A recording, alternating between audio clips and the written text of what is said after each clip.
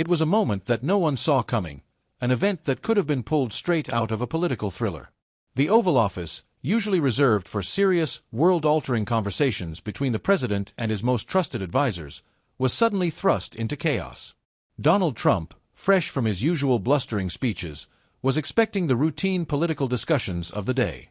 But then, as if on cue, a tall figure in a black suit strode through the door. It was none other than Elon Musk, the tech mogul, billionaire, and SpaceX visionary. Musk had made waves all over the world. He was a man whose opinions on everything from AI to Mars colonization often overshadowed the rest of the political conversation. But now, he was stepping into the very heart of the American government with one goal in mind: to discuss something that nobody was prepared to hear. Gaza, Musk said flatly, the word hanging in the air like a grenade. It's time for a change. A serious one. And just like that, the conversation in the Oval Office shifted dramatically. The room went silent. Trump, often the one to dominate any conversation, was caught off guard by Musk's sudden entry and his stark, controversial statement. The world had no idea what was coming next. The morning began like any other day in the White House. Trump was reviewing policy briefings, strategizing for upcoming rallies, and preparing for the usual media circus. But this day was different. As his advisors buzzed around, a security agent rushed in, saying, "Mr. President, Elon Musk is here." Trump, rarely caught off guard, looked up, a bemused smile crossing his face. "Elon Musk? What's he doing here today? I didn't invite him." Before anyone could respond, the door swung open, and in walked Musk, confidently striding in with the air of someone used to being in control. His reputation for pushing boundaries had made him a household name, and his opinions were often as radical as they were powerful. But this was no tech conference or Silicon Valley powwow. This was the Oval Office, where global decisions were made, and Musk was about to make a shocking pitch. Musk wasted no time with pleasantries. "We need to talk about Gaza," he began, his voice steady, yet firm. "I know this isn't what anyone expected, but I've been thinking about it, and it's time for the U.S. to take action. I'm talking about a real, long-term plan for stabilizing the region." Trump raised an eyebrow, clearly not expecting this conversation to come from the one man in the world who had seemingly conquered every frontier, from space travel to electric cars. "Gaza," he repeated. "You want to talk about Gaza? Elon, you've got the world's greatest companies under your belt, and you're talking about this? Are you sure about this?" Musk nodded. "Yes, I am. And I know it sounds crazy, but what if the U.S. took a more aggressive stance? I mean, the Gaza Strip has been a powder keg for decades. We're sending billions in foreign aid, but we're not seeing lasting results. It's time to think differently. Time to take the lead, rather than just watch it burn." The conversation that followed was nothing short of a political earthquake. Musk's suggestion wasn't just about increasing foreign aid or diplomatic pressure. No, he was suggesting something far more drastic.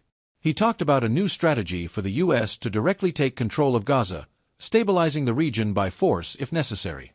He spoke of a multi-year plan that would involve U.S. military presence, technological support, and a new framework of governance, one that would prioritize stability over politics. Trump, for all his bluster and bravado, found himself struggling to respond. Musk's boldness was unsettling. After all, this wasn't just some Silicon Valley idea about renewable energy or Mars colonization. This was a geopolitical suggestion, and it involved one of the most volatile regions on the planet. The implications were profound, potentially catastrophic. "I like your style, Elon," Trump finally said, trying to regain control of the conversation. "You always think big. But are you telling me the U.S. should go in and take over a place that's been in conflict for decades? I mean, we've tried diplomacy, we've tried everything, and it's still a mess." Musk, undeterred, leaned forward. "Exactly. And that's why we need to be different. We need to stop playing by the old rules.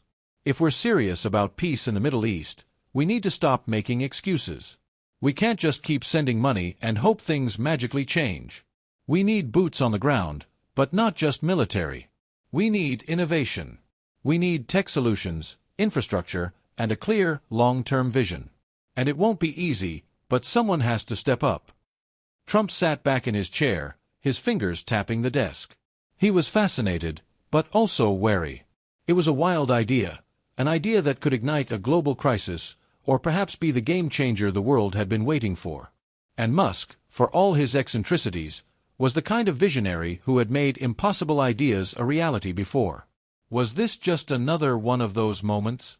"Look, you're right about one thing," Trump said, his tone turning serious. "The way we've been doing things hasn't worked. But I don't know if this is the solution. It's too risky. You're talking about the entire Middle East exploding over something like this." Musk met his gaze, unwavering. "That's why we have to be ahead of the curve. We need to shape the future, not wait for it to shape us. I'm not saying we rush in. I'm saying we start thinking bigger, think about a new framework of leadership, a new kind of peace. It's not about being a dictator, it's about providing stability for a region that's been ignored for far too long."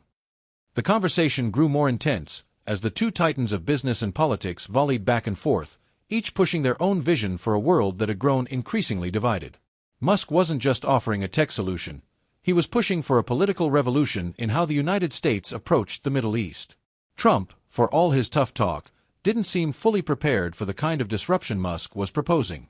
Then, just as the conversation was beginning to hit a fever pitch, a calm voice cut through the tension. "What you're suggesting, Elon, could change the entire balance of power," one of Trump's senior advisors said. "We can't just impose a solution without understanding the long-term consequences.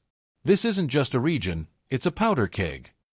Musk turned to face the advisor, a flicker of recognition in his eyes. "I know it's a risk. But is doing nothing an option?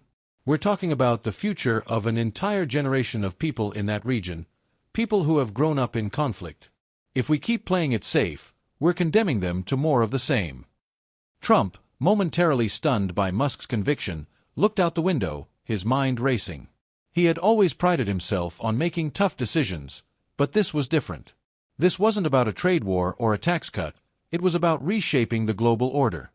By the end of the meeting, no official decisions had been made.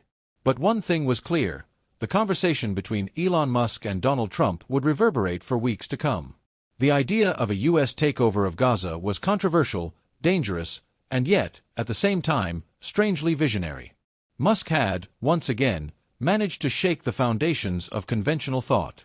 The world had heard Trump talk about his plans for everything from healthcare to trade, but this was something entirely new. Musk had entered the Oval Office with a proposal that could change the world, or destroy it. And for the first time in a long time, Trump found himself uncertain. Perhaps that was the true genius of Elon Musk, not just his ability to innovate in tech, but his uncanny ability to challenge the status quo in ways no one ever expected. The world would be watching closely as the fallout from that unexpected meeting continued to unfold. Would the U.S. truly consider taking the reins in Gaza?